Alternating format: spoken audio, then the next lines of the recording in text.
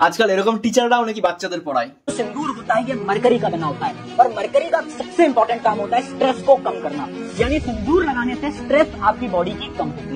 পৃথিবীর কোন বইয়ে মার্কারি বা পারদকে স্বাস্থ্যের জন্য ভালো বলা হয়েছে?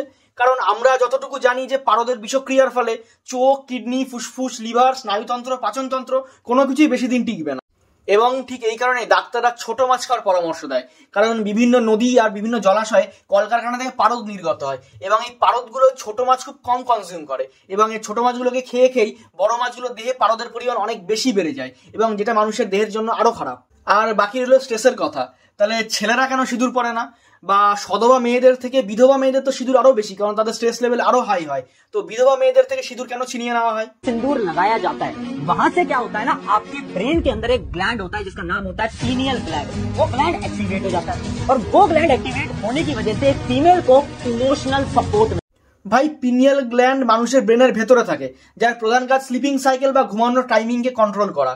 তো কপালে সিঁদুর লাগালে ব্রেনের ভেতরে কিভাবে সেটা চলে যেতে পারে? আর এটা কিরকম গ্ল্যান্ড যেটা ইনস্টাগ্রাম অ্যাকাউন্টের মতো অ্যাক্টিভেট আর ডিঅ্যাক্টিভেট করা যায়?